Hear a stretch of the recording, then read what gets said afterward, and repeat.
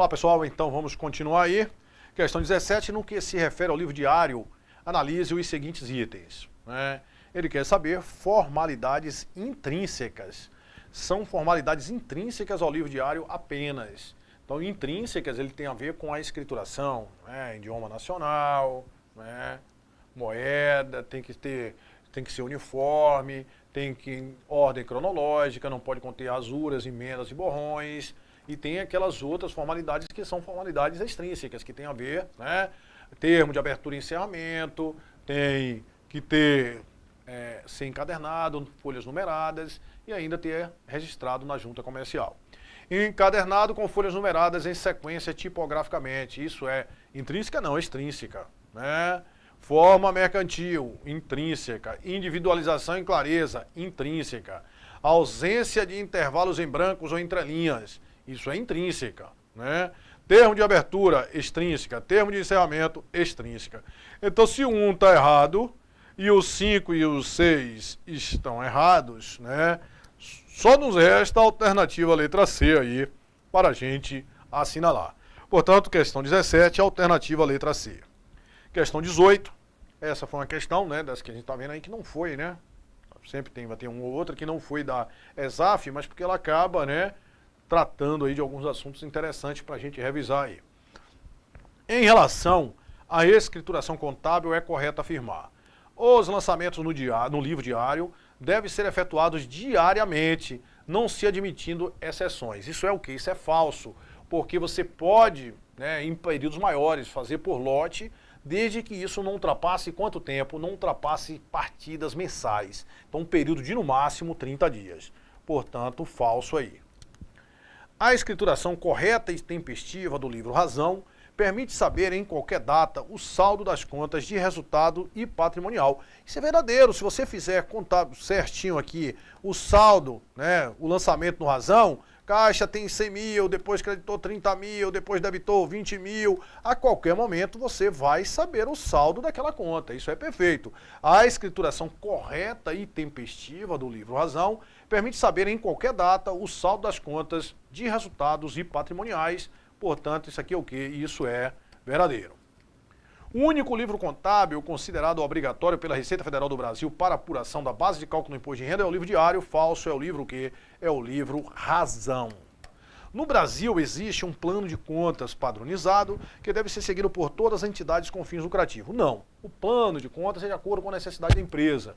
E ele se assemelha muito. Se você tem empresa comercial, ele vai ter contas que é próprio de empresa comercial. Se você vai ter empresas industriais, vai ter o IPI, em prestação de serviço vai ter o ISS, de acordo com as características da empresa.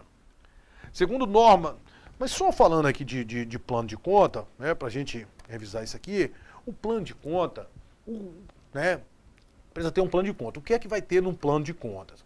Um plano de contas ele é composto, pessoal, de duas coisas.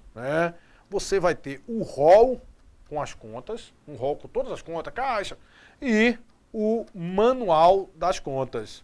Certo? O manual das contas. Nesse manual das contas, aí sim vai ter a função e o funcionamento das contas. Certo? Como assim, Silvio? Então nós vamos ter lá o rol das contas, o rol com todas as contas que a empresa vai usar. Ativo, 1. Ativo circulante, 1.1. Ativo circulante caixa, 1.1.1. Ativo circulante banco conta movimento, 1.1.2.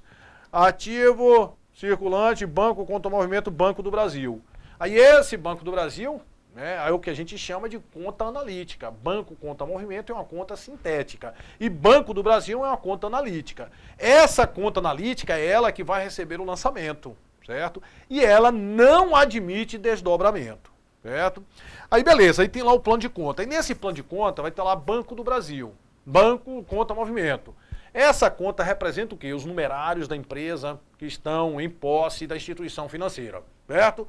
Aí eu vou descrever qual é a função dela, E qual é o funcionamento dela? Ela é debitada quando é depositado dinheiro no banco e é acreditada quando sai dinheiro da instituição financeira, certo? Então isso vai ter tudo nesse plano de contas. São dois elementos do plano de conta. Um rol, que é o conjunto com todas as contas, e o manual das contas. O manual das contas, na qual você vai ter a função e o funcionamento das mesmas. Perfeito, né? Então, no Brasil existe um plano de contas, não. E segundo normas do Conselho Federal de Contabilidade, a escrituração contábil só pode ser efetuada em sistemas informatizados. Isso é falso, né? Então, portanto, a alternativa correta aí foi letra B de bola da questão 18. Questão 19. É correto afirmar que é impossível que o valor do patrimônio líquido de uma entidade com fins lucrativos seja negativo, né? A gente viu que o PL ele pode ser maior, menor ou igual a zero. Agora, isso aqui, para uma questão da ESAF, coloquei aqui para a gente ver, né? Isso aqui, ó, né? Estaria, claro, isso aqui vai estar errado, porque o PL pode ser maior, menor ou igual a zero para as outras empresas. Mas para a ESAF, isso aqui poderia ser que ela considerasse assim, acho certo, né? É impossível que o valor do PL de uma entidade com fim lucrativo seja negativo, porque para ela só admite o PL se o PL for maior do que zero. Se for igual ou menor do que zero, ela trata isso aí como o quê? Como insubsistência de PL, né? Então, tomar cuidado com esse negócio. Mas está errado, né? O PL, a gente viu, a lógica é essa, né? É que o PL, ele pode ser maior, menor ou igual a zero. Agora, essa figura de menor ou igual a zero, a gente tomar cuidado. Numa questão teórica, se é mais uma questão teórica, a ESAF trata aquilo ali como inexistência de PL. Mas ele fala que é impossível que o PL seja negativo. Falso. Todas as bancas tratam desse jeito aí. Quando é questão de ESAF, ficar sempre ligado nisso aí. As contas do passivo na escrituração contábil regular aumentam por débito e diminuem com crédito. As contas do passivo representam o quê? Os credores da empresa. Então ela gosta de crédito, aumenta com crédito e diminui com débito. Portanto, isso aqui está o quê? Está falso. O livro diário e o livro caixa são de escrituração obrigatória. Falso. O livro diário é de escrituração obrigatória. O livro caixa ele só vai ser obrigatório em determinadas situações, ele não é obrigatório, né? Portanto, falso. O valor dos débitos escriturado nas contas pode exceder o dos créditos, utilizando-se o método das partidas dobradas na escrituração comercial, se a entidade apresentar lucro no exercício respectivo. O valor dos débitos escriturados nas contas pode exceder os créditos. Isso aqui é falso, né, pessoal? Falso. Isso é o básico da contabilidade, é o método das partidas dobradas, o corolário da partida dobrada. E o que é que ele diz? O corolário da partida dobrada diz que não há débito sem crédito.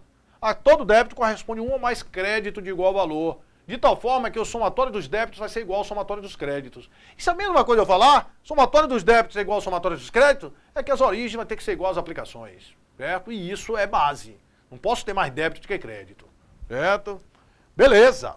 Portanto, falso aí.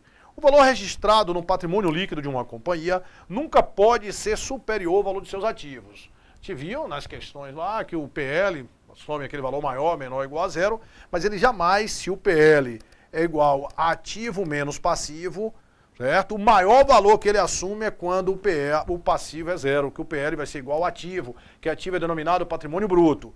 Qualquer outro valor positivo que o passivo assuma, o PL vai ser o quê? Vai ser menor do que o ativo. Vai ser o ativo menos aquele valor, então o PL vai ser menor do que o ativo. Portanto, o PL jamais pode ser maior do que o ativo. Isso você pode afirmar categoricamente. O PL nunca pode ser maior do que o ativo. O valor registrado no patrimônio líquido de uma companhia nunca pode ser superior ao valor total de seus ativos. Perfeito. Letra E. Questão 20.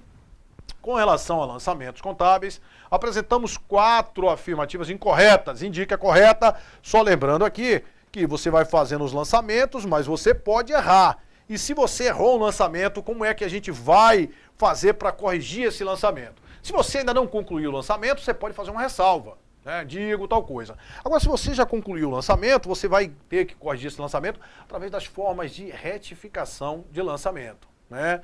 E quais são as formas de retificação de lançamento?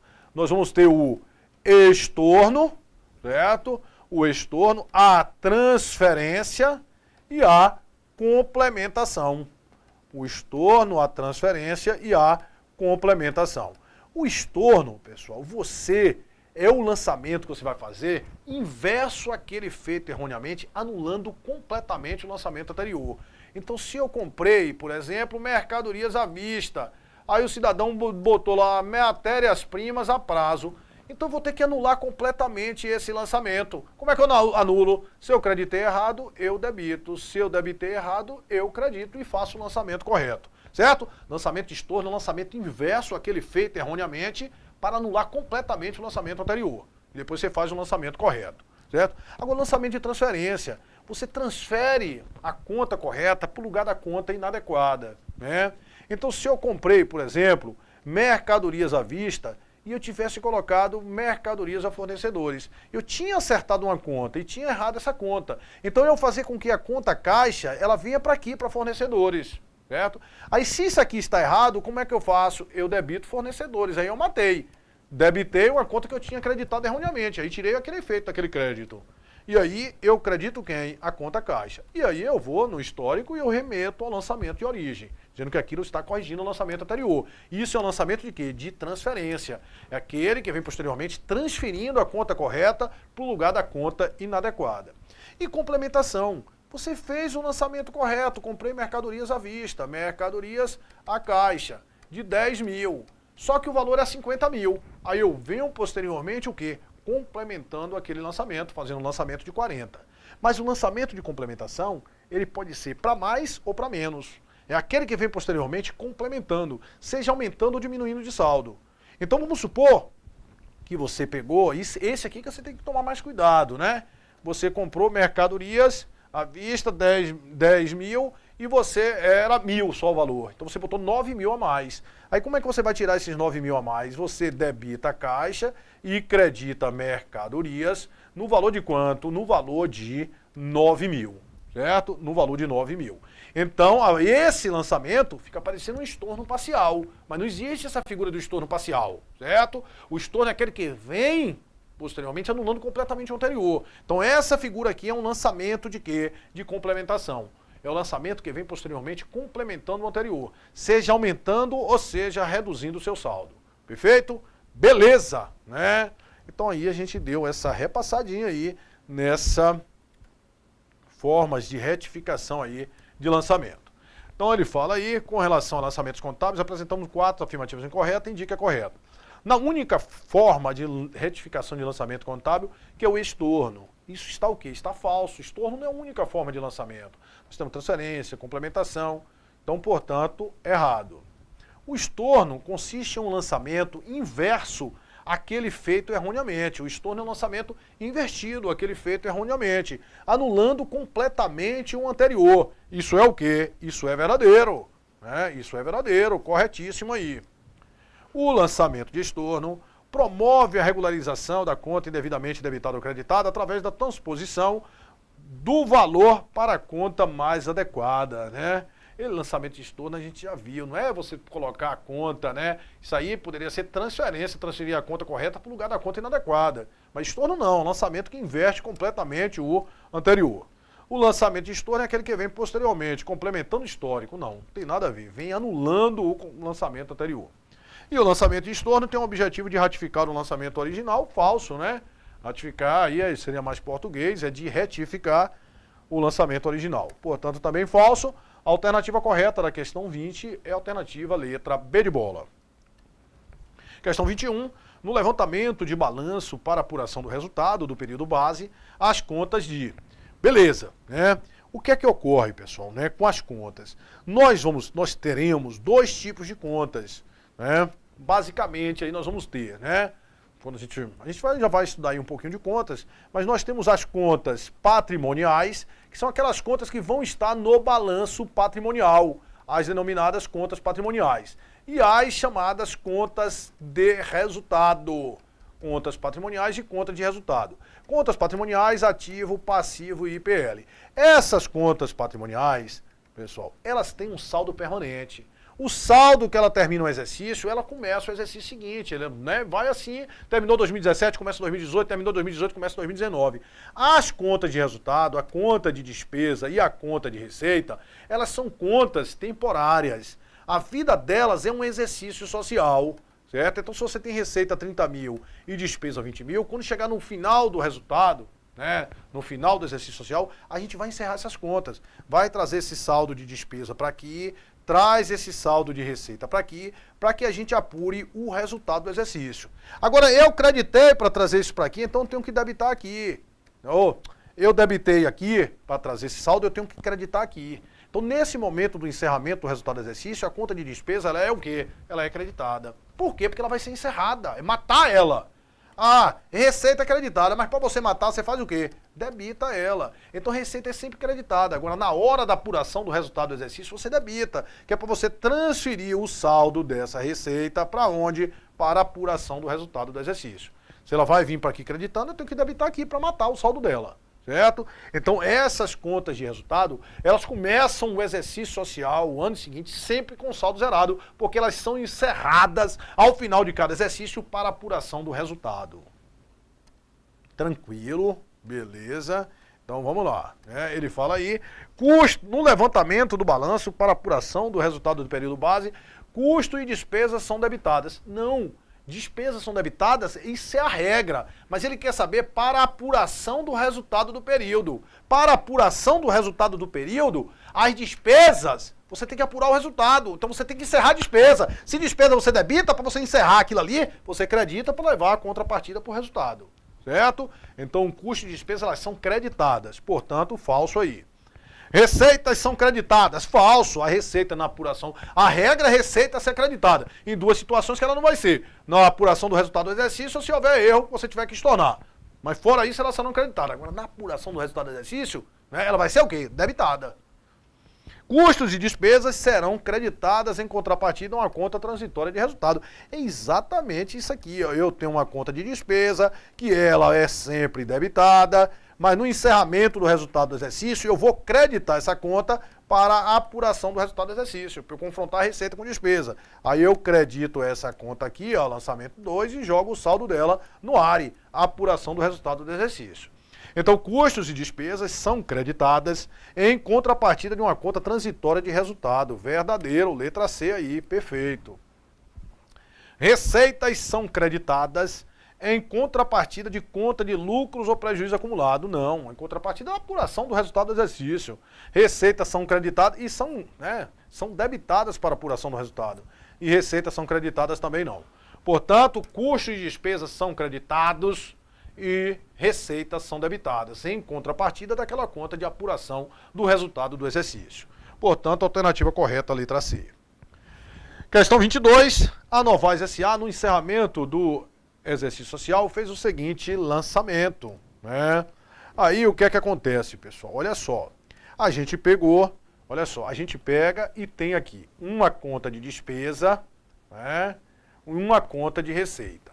Aí a gente pegou, no final, o total de receita deu 80 mil e o total de despesas deu 30 mil. Como é que a gente faz? A gente vai abrir uma conta transitória para apurar o resultado do exercício.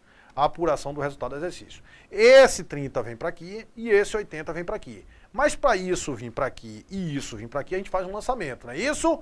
Então a gente credita aqui, ó, 30 mil, por isso que despesa creditada, e debita aqui a contrapartida daquilo. A gente pega, ó, debita aqui 80 mil e credita aqui a contrapartida dali, 80 mil. Perfeito. Aí apuramos o resultado do exercício, que o resultado do exercício foi 50 mil.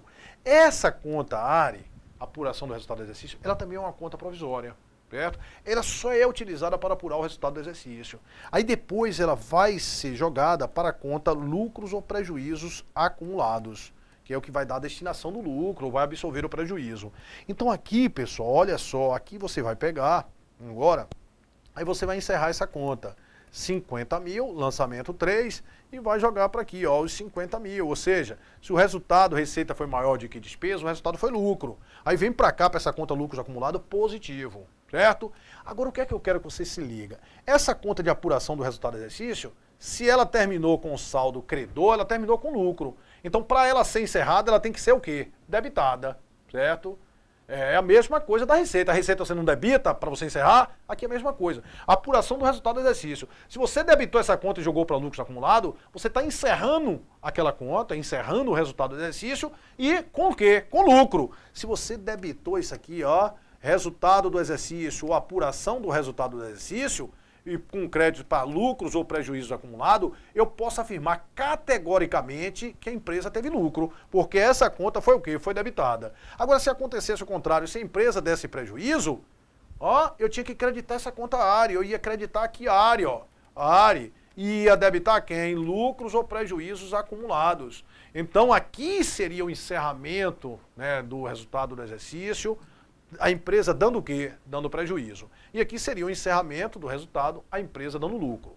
Então, quando você vai encerrar a ARI debitando, foi porque houve lucro no período. Se você encerra a ARI creditando, porque você está encerrando. Se você creditou, foi porque a ARI, o saldo dele foi devedor. O resultado foi prejuízo. Beleza, né? Então, vamos lá. Opa. Aí ele está aí, a Novais S.A., no encerramento do exercício social, fez o seguinte lançamento contábil, né, no seu diário. Rio de Janeiro, 31 de dezembro de 2009, lucros ou prejuízo acumulado é resultado do exercício. Ou seja, ele debitou lucros acumulados e creditou, ele está dizendo, no encerramento do exercício social. Ele encerrou a conta, resultado do exercício, fazendo o quê com o resultado do exercício? Creditando, não é isso? Esse lançamento, quando tem o artigo dizendo ali, é que significa que foi o quê? Foi uma conta creditada, o azinho na frente. Então, pessoal, né, se foi creditado, foi porque o encerramento do o resultado foi prejuízo. Por isso que você encerrou creditando. Beleza. Então ele disse, um lançamento acima desconsiderando o valor, indica que ajustou o resultado do exercício. Não. Apropriou o lucro na conta lucros acumulado. Se fosse apropriar o lucro na conta lucros acumulado, ele teria debitado o ARI e creditado lucros ou prejuízo acumulado. Né? Transferiu, encerrou a conta de resultado com prejuízo. Está aqui. Encerrou a conta de resultado com prejuízo. Portanto, alternativa correta, letra C. Encerrou essa conta de resultado aí com prejuízo. Perfeito. O balancete de verificação evidencia. Vamos lá, né? Quando você vai fazendo, né, antes de você elaborar os demonstrativos, a gente vai levantar esse balancete de verificação, né? O balancete de verificação, a gente vai fazer o que com esse balancete de verificação, pessoal? Olha só, né? A gente vai fazendo aqui os lançamentos, todos os lançamentos de conta devedora, né? Fornecedor, conta de despesa, conta de receita. Inicialmente, claro, os débitos estão tudo batido com crédito, né? Os saldos lá iniciais estão tudo batido. Aí beleza. Aí você vai fazendo lançamento, vai fazendo lançamento, vai fazendo lançamento. Se você obedeceu às partidas dobradas, depois que você pegar novamente esse saldo de se estava batido, o saldo devedor é igual ao saldo credor. E todo lançamento que eu fiz de débito, eu fiz de crédito. O que é que vai acontecer no final? O somatório dos débitos vai ser igual ao somatório dos créditos. Então, esse balancete de verificação, o balancete de verificação, ele é, pessoal, um demonstrativo, não é um demonstrativo obrigatório. Ele é um demonstrativo que você faz antes de elaborar o balanço para verificar o quê? A exatidão matemática, para verificar se você obedeceu às partidas dobradas, certo? Porque se eu fiz certinho as partidas dobradas, quando eu fizer o balancete, pegar depois os saldos finais aqui do balancete, isso vai bater, certo? Então, uma grande coisa, verificar essa exatidão matemática, verificar, certo? Se foi obedecido às partidas dobradas. Agora, preste atenção, um balancete, ele detecta isso, se foi obedecido às partidas dobradas. Mas tem diversos tipos de erro que você não pega ele no balancete de verificação. Se você omitiu um lançamento, você omitiu um débito e um crédito. Então, o balancete lá vai bater. Se você fez um lançamento de duplicidade, vai bater também, porque o débito vai ser igual ao total do crédito. Se você errou uma conta, era compra à vista, você botou compra a prazo, o débito vai bater com o crédito, certo? Então, o balancete, a grande coisa do balancete é verificar se houve o quê? Obediência às partidas dobradas, certo? Então, se um balancete não está fechado, com certeza você errou no lançamento. Agora, se um balancete estiver batido, fechadinho, significa que os lançamentos estão corretos? Não, não, não. Significa que foi obedecido às partidas dobradas, certo? Existem, pessoal, alguns tipos de balancete, certo? Existe, por exemplo, um balancete que ele, né, vai ter lá simplesmente duas colunas, né? Duas colunas. Aí nas duas colunas você vai ter lá as contas, né, todas as contas, aí vai ter conta com saldo devedor e com saldo credor. Vai ter balancete de 4 colunas, tem balancete de 6 colunas, tem balancete de 8 colunas. O máximo que você pode ter é balancete de 8 colunas. 8 colunas, aquelas contas lá, ó, caixa, né, fornecedor, tudo, né, empréstimo. Essas contas você vai pegar o saldo inicial de tudo. Aí nesse saldo inicial tem uma parte disso aqui que vai ser débito, outra parte que vai ser o quê? Vai ser crédito. Não é isso? O saldo inicial. Aí beleza, vamos supor que caixa tinha 10 mil de débito. Aí aqui, pessoal, ele vai mostrar a movimentação. Olha que balancete, né? Ele vai mostrar a movimentação, como é que ficou o caixa. O caixa, ele foi, debitado em 50 mil e creditado em 30 mil, certo? Então quer dizer que ele tinha um saldo de 10, ele foi debitado em 50 e foi creditado em 30. O que é que vai acontecer depois disso aqui, né? Ele, vai ter tido um aumento, o caixa vai ter tido um aumento de quanto? O caixa aumentou em quanto? Em 20 mil. E aí depois você vai ter o saldo final, o saldo final. Era 10, aí isso aqui ele disse, nem precisava, né? 30, 50, já tem 20 aqui. 10 com mais 20, o caixa vai ficar no final com um saldo de quanto? De 30 mil, certo? Então, uma coisa é o saldo, por exemplo, no balancete de 8 colunas, que você vai ter a movimentação, a gente vai ter a movimentação do período e o saldo do período. A movimentação do período entrou 50 débito e 30 crédito. Depois o saldo do período foi que o caixa teve num saldo de 20 mil a débito. Então se ele tinha 10 mil de débito e teve um saldo no período de 20 mil a débito, no final ele vai ficar com quanto? Com 30 mil, certo? Então uma coisa é os valores que foram debitados e creditados, outra coisa vai ser o saldo devedor e o credor no balancete de verificação. Certo? Então a gente pode ter vários tipos de balancete de verificação, o máximo, mais detalhado. Isso aqui a gente não vê, normalmente a gente vê balancete de 4 colunas, né? Aquela parte inicial, débito e crédito, e aquela parte final, ou 6 colunas, né? Esse aqui é um balancete aí de 8 colunas, seria isso aí. Mas vamos ver aí as questõezinhas de balancete pra gente, né? Olha só, o balancete de verificação evidencia. No balancete de verificação vai evidenciar estornos? Não. Né? A configuração e classificação correta dos itens contábeis, falso. Diz que ele vai testar o quê? A exatidão matemática, ele vai testar se foi obedecida as partidas dobradas. A igualdade matemática dos lançamentos efetuados no período. Isso aqui está certo. Igualdade matemática, se todos os débitos forem iguais a todos os créditos. O registro dos movimentos imediais das contas contábeis no período, não. Né? Pode até ser, né, que você tivesse um balancete que ele tivesse o registro de todos, né, movimentos, mas não tem. Isso individualmente você tem aonde? No razonete. O balancete, o mais detalhado, aquele de 8 colunas, você tem a movimentação no período, que o caixa recebeu 50 mil no período de débito e 30 mil de crédito. Não tem todos os lançamentos individualizados. Falso. Os lançamentos no período, quando efetuado de forma correta no período. Não tem os lançamentos. Os lançamentos isso aqui vai estar nos livros, né? Então, o balancete de verificação evidencia a igualdade matemática dos lançamentos efetuados no período, portanto, a alternativa correta, letra C. Questão 24. A respeito do balancete de verificação, é correto afirmar que, num balancete de verificação de 4 colunas, a soma dos débitos e créditos é sempre igual à soma dos saldos devedores e credores. Falso. A soma dos débitos e créditos, né, no balancete aí de 4 colunas, pessoal, né, você tem, balancete de 4 colunas é assim, você tem o saldo inicial, aquelas contas lá com débito e crédito, aí você tem a movimentação no período, certo? A movimentação no período, e depois o saldo final. Ele está me dizendo que esse saldo final de débito e crédito vai ser a mesma coisa dos saldos devedores e dos saldos credores. Não, isso aqui está falso. Né? Uma coisa é que o somatório dos débitos é igual ao somatório dos créditos, mas não vai ser igual ao saldo devedor e saldo credor. O balancete de verificação é uma demonstração obrigatória. Falso. O balancete de verificação serve como instrumento auxiliar para a elaboração do orçamento da empresa. Falso. O balancete de verificação não deve ser elaborado mensalmente e deve ser elaborado somente por ocasião, né, do encerramento do exercício social. Falso. Ele é bom que ele seja elaborado mensalmente. Ele deve ser elaborado mensalmente. Falso. Qualquer época aí você elabora o balancete. Quinzenalmente, o que for. O balancete de verificação serve somente para conferir matematicamente a aplicação do método das partidas dobradas. Perfeito. Alternativa correta, letra E. Olha só.